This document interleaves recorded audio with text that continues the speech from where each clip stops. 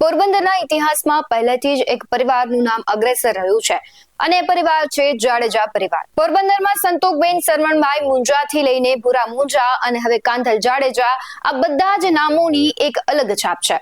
હમણાં તાજેતરમાં જ સ્થાનિક સ્વરાજ્યની ચૂંટણી યોજાઈ હતી અને એક નામ ચર્ચામાં આવ્યું। એ નામ હતું હિરલબા જાડેજા। ફરી એક વખત તે નામ ચર્ચામાં આવ્યું છે। નમસ્કાર, આપની સાથે હું ભગવતી વિશાવડિયા। એક જમાનો હતો અને કહેવાતું હતું કે પોરબંદરની હદમાં પ્રવેશો એટલે કાયદો અને વ્યવસ્થાની હદ પૂરી થઈ જાય છે, પણ અત્યારે જે માહોલ જોવા મળી રહ્યો છે તેના પરથી ચોક્કસ કહી શકાય કે હવે એ વાક્ય ભૂતકાળ બની ગયું છે। ગુજરાતના પોરબંદરના રાજકારણમાં ભૂકંપ આવ્યો છે અને તેનું કારણ છે હિરલબા જાડેજા।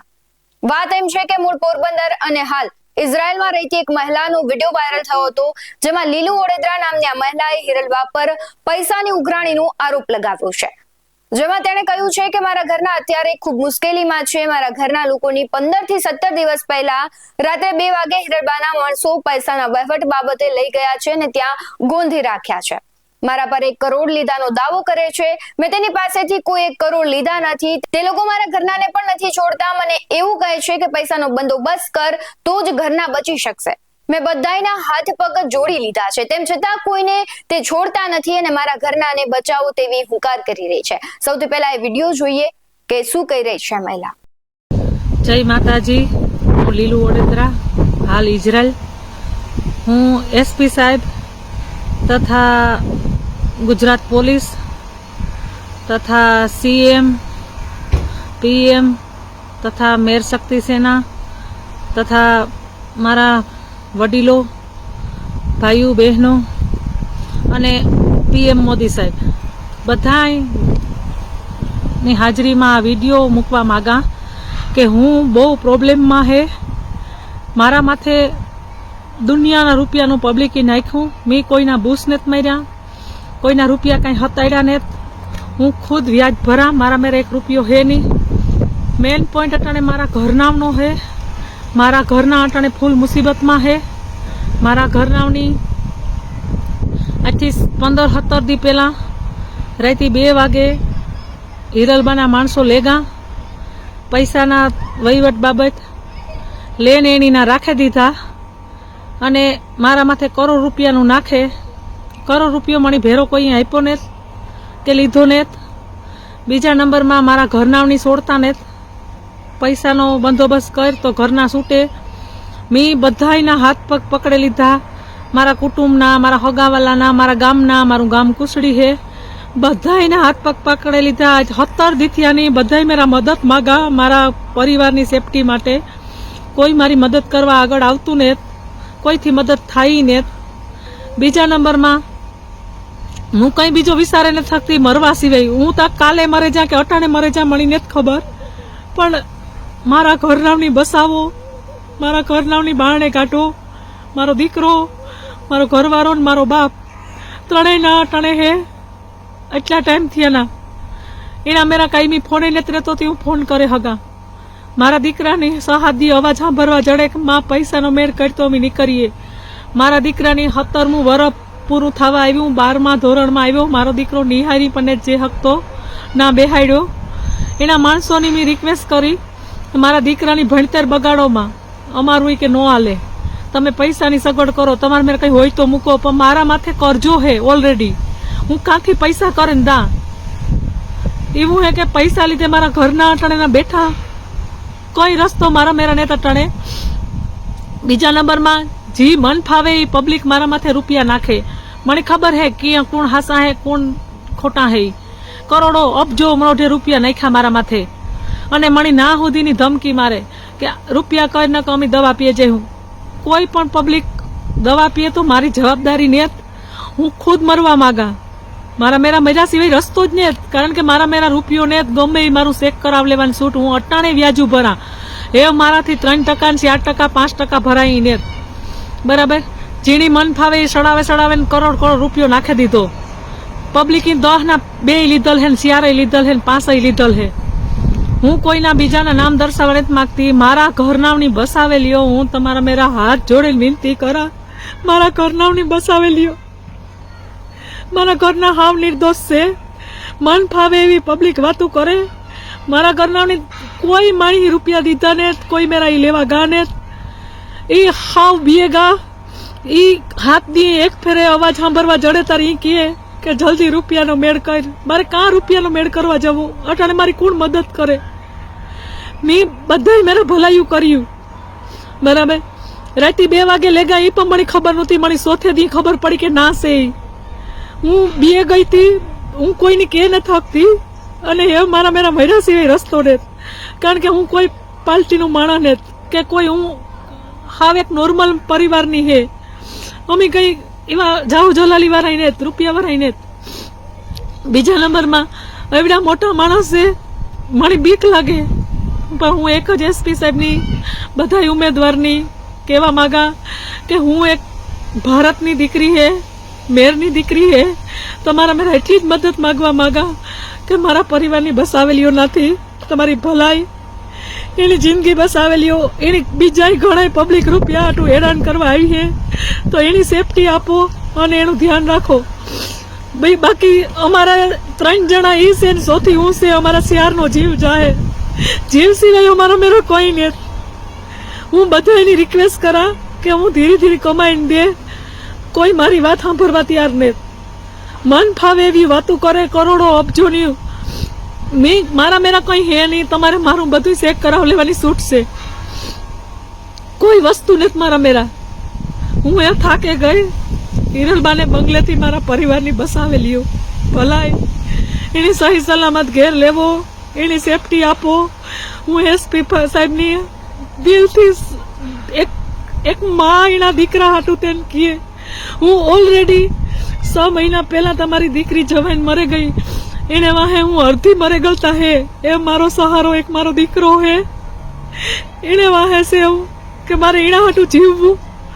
અટાણેથી મને એટલી ધસથી બેહાડી દીધી કે હું આજે 17 દીથી અને કઈ નિર્ણય નથી લઈ શકતી, કઈ બોલે નથી શકતી. જ્યાં જડ્યા નથી પૈસા ગોતવાની કોશિશ કરા, કોઈ મને પૈસા દેતું નથી. 10 ના 20 સડાવ્યા, 20 ના પૈસા સડાવે ને કરોડો રૂપિયા નાખ્યા.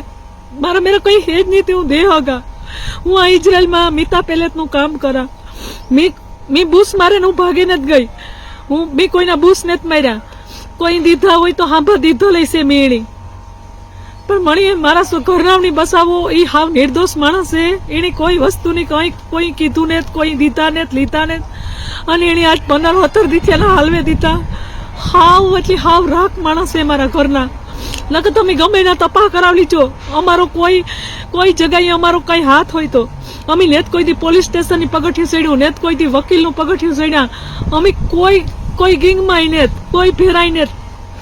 અમે હાવ નોર્મલ માણસ છે. ભલે એથી મારા ઘરનાવની બસાવેલીઓ. મહિલાએ આરોપ લગાવ્યો છે કે મારા પતિ ભના ઉડેદરા જમાઈ તેમજ દીકરા રણજીતનું અપહરણ કરાવ્યું છે. સમગ્ર ઘટના સામે આવ્યા બાદ પોલીસ અપહરણ, જમીન પ્લોટ, દાગીના આપી દેવા દબાણ અને જાનથી મારી નાખવાની ધમકી, પૈસા કઢાવવા માટે ગોંધી રાખવા મામલે ગુનો દાખલ કરી હિરલબા જાડેજાની ધરપકડ કરી છે. આ પહેલા હિરલબા અને લીલુબેન નામની મહિલાનો ઓડિયો પણ વાયરલ થયો હતો, જેમાં હિરલબા ઉઘરાણી કરતા સંભળાય છે. આ ઓડિયોમાં લીલુબેનના સગીર પુત્ર અને પતિના અપહરણ અંગેની ઘટનાની પણ વાતચીત થતી હતી, જેમાં રૂપિયાની ચૂકવણી અંગે ચર્ચા થઈ હતી. હિરલબા અને લીલુબેન નામની મહિલા વચ્ચેનો ઓડિયો પણ સોશિયલ મીડિયામાં વાયરલ થઈ રહ્યો છે. તે પણ સાંભળો. હિરલમાં હું તમને ખાલી એટલી જ વાત કરા કે પ્રમાણેથી તમારા હાથમાં હોડ નથી હતા. બેન આપ્યા હોય ને તો મને તું કે સાંભળ લીલું, મારે તો કઈ ખુદ નું સંતાન નથી, બરાબર છે. પણ હું ધર્મ અને નેગેટિવ ઉપર કઉ છું. મને પરમ દિવસે 16 લાખ નથી મળ્યા. તું કેસ કે 14 લાખ ઈ પણ મને નથી મળ્યા. મારે કઈક છે અને મને તમે સાબિત કરી દો એટલે હું મારે એ પૈસા મારે હિતેશ પાસે કઢાવવાની જવાબદારી. મિલન હાક્ષી બધાની હાજરીમાં હું વાત કરવા તૈયાર છું. કારણ કે મારે એવા ખોટા તને કહી દઉં, મેં તમારી યાર બોલીશ ને એટલા જ હું માંગીશ, બરોબર. એનાથી 1 પણ રૂપિયો વધારે હિતેશ ફોન માં તો હિતેશ પેલા મારી પાસે નંબર નતો લીધો એટલે હિતેશ ને મેં એમ કીધેલું તું તારે મને વાત કરાવી દે. એટલે હિતેશ મને વાત કરાવી દે, પણ પછી જે પૈસા હું આપું એની જવાબદારી હિતેશ ના જ લે ને બેન. ના હિતેશ જ લેતો, હિતેશ જ લેવતો ને દેતો, બરાબર. હિતેશ એને હું કોઈ માટે કઈ નાખવાના જ નથી. પણ ઇઝરાયલમાં સેકલું એટલા મને આપતા જતા. હિરલમાં મારા મેરા કોઈ જાતનો કોન્ટેક્ટ નતો ને હિરલમાં ઈ મળીને જ જોઈ. મેં હિરલમાં ને કોઈ કોન્ટેક્ટ મણી હિતેશ સાચું કહું, ચિત્રમાં નહોતી આવી શરૂઆતમાં, 3 કે 4 વારમાં, બરાબર. પછી તો મેં હિતેશને કહી દીધું, ભાઈ જો કાલ સવારે તો તમે બધા વાતો કરો ને કઈક થાય તો પછી મારા પૈસાનું શું, એટલે તું મને બેનારે વાત કરાવી દે. મને હિતેશે વાત કરાવી દીધી લીલુ હારે. ત્યાર પછી નિયમ રાખ્યો તો જ્યારે જ્યારે પૈસા દઈ ત્યારે હિતેશ અને ઈ પણ તમને કીધું તો કે જો લીલુ તું લીલુ તું આમાં ઓલું કરો તો હું તો મારા ઓલામાં પાર્ટનરશિપ, બરાબર. આપણે ઈ પણ વાત કરી, બિઝનેસ કરી રહી છું એમાં એ આપણે છેલ્લા ફોનમાં વાત થઈ કે ભાઈ હું હમણાં એક બિઝનેસ કરી છું, લીલુ તારો વહીવટ ને સારું છે ને તું છે તો આપણે તને હું બિઝનેસમાં પાર્ટનર તરીકે રાખીશ. અને અત્યારે મેં લીલુને એમ કીધું કે બીજા બધા ઓલા હું કેવું કે આમ કુચડી વાળા ગયા તેલ લેવા, હું કોઈના વચમાં નથી પડવા માંગતી. મારા પૈસાનું ક્લિયર એક વખત કરી દે, બીજી વખત તું મને એમ કહી દે કે હિરલબા આ દાખલા 1 કરોડની પ્રોપર્ટી, તો હું તને કહીશ કે હાલે આપણે 1 કરોડનો વહીવટ કરશું. આપણે બિઝનેસ તમે દીકરી ના જી બોલાવો મળી મારી સારી રીતના. પણ મને પહેલી વખત હવે કેવું થયું કે આ બધા જે ડખા થયા એટલે હવે બધા હિતેશ પિતેશ બધાને કાઢી નાખવા પડે, સમજ્યા, તો જ આપણે બિઝનેસ કરી શકીએ. કાઢી નાખવા પડીએ, પણ કોઈ નહીં હોય કે હું બારના સત્ર સાયામાં હે કોક ની માર નાખવા માંગા તો એવું તો તમે નો થવા દો ને. એવું જ હું કોઈ કરું જ નહીં અને એ વાતમાં હું પડું નહીં ને. કોકના જયારે પડાતું હોય ત્યારે પડે. ના ના, આપણે બે ભેગા, એ તને કહી દઉં, જો આપણે બે ભેગા બિઝનેસ કરતા ને બે પાર્ટનર હોય ને તો પછી જે કઈ પ્રશ્નો આવે એમાં હું ખંભો મિલાઈને ઉભી હોય, એ તને કહી દઉં. પેલા ક્લિયર કર ને પછી મને કે એટલે આપણે હિતેશ વિજય હારાતમાં નથી એવી 100%, અને હું હિતેશ ને મોઢે કરાવડાવી દઉં. એ મારી જવાબદારી, કારણ કે મેં મન નથી આવ્યા એ તો હું ચોખ્ખું કહીશ ને કે હિતેશ ખોટું ન બોલી શકે ને મારી પાસે. પેલા તમારું આખું ચેકિંગ કરીને પછી મને કયો એટલે આપણે ફોનમાં વાત કરીએ. આ મેટર આપણે 1-2 દિવસમાં પૂરી. કોઈ તમને માર્યા હોય, તમારું અપહરણ કર્યું હોય, એવું કઈ?